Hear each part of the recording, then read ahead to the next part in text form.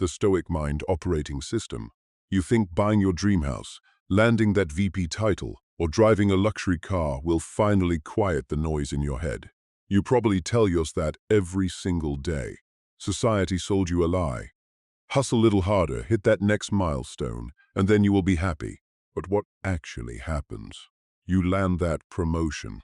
The high lasts maybe 3 days. Then new anxieties creep in. New pressure builds up. And you are right back on the hamster wheel. Psychologists call this the hedonic treadmill. On a neurologic level, dopamine does not make you feel satisfied. It makes you want more. It is the drive to chase the reward. The moment you hit your goal, dopamine crashes, forcing you to hunt down the next fix. Sound familiar? Look at these two pictures. Picture 1. A modern professional sitting in a luxury car, hands shaking from exhaustion, mind spinning from hundreds of stressful notifications.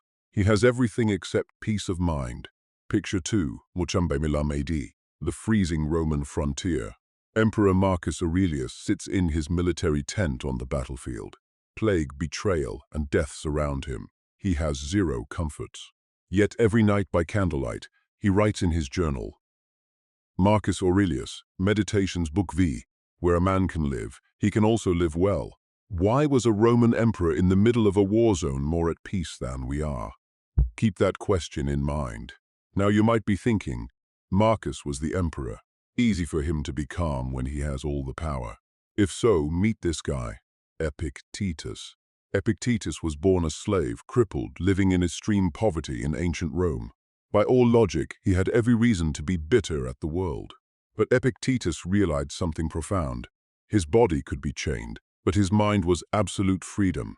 He divided the universe into 2 categories. Things within our control like our thoughts and choices, and things outside our control like our circumstances and what others think of us. Epictetus, the Enchiridion, Chapter 9. What upsets people is not things themselves, but their judgment about those things. A disabled slave lived with serenity and dignity because of this single mindset. What does that tell us? It is never the event itself, but how you frame it that dictates whether you suffer or thrive. Look at your daily life. You pick up your phone just to check the time. 20 minutes later, you are still scrolling TikTok. Ever been there?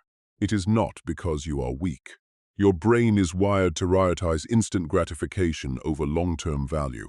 You are compromising with it every single day without even realizing it. Imagine trying to fill a bucket with a hole at the bottom. The more water you pour, the more exhausted you get. That is exactly how endless desire works inside your mind. Now you might push back. Sound great, but how can you have peace of mind without money? Stoicism is not telling you to throw away your money. Wealth and health are preferred indifference.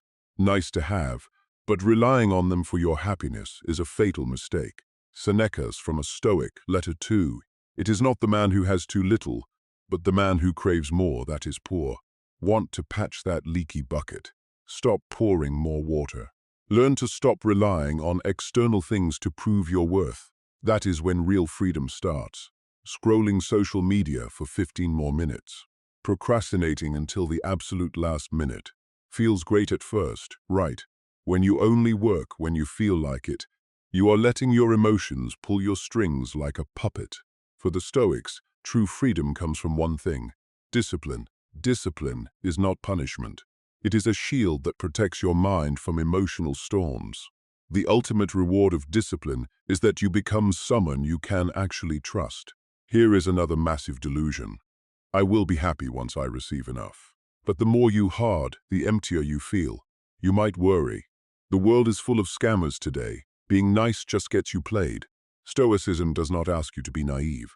Kindness here means grace, doing your part well without complaining.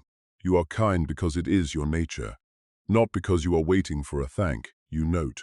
Science calls this the helper's high. When you genuinely help someone, your brain floods with chemicals that shut down stress, leaving you with a deep sense of peace. The richest person is not the one who hoards the most, but the one who has enough warmth to soften a cold world. Step back and look at the whole picture. Most of us are still chasing a ghost called future happiness. At the beginning of this video, we asked, Why was a Roman emperor fighting a war more at peace than we are? Now you have the answer. It was not because Marcus Aurelius had an easier life. It was because he never attached his peace of mind to things that a war could steal away. Happiness was never a destination. Happiness is an internal skill. The ability to keep your mind still, even when the storm outside is leveling everything around you. It starts right here. Stop postponing joy. Patch the leaky bucket of greed. Use discipline as your shield, and lead with kindness. Do not just bookmark this video. Activate your new operating system right now. Drop a comment below with the exact one thing you decide to not care about tomorrow. The world can crush your circumstances, but only you have the power to let it crush your spirit. If life stays just as tough tomorrow, that is fine. As long as the person stepping out to face it is no longer the person you were today.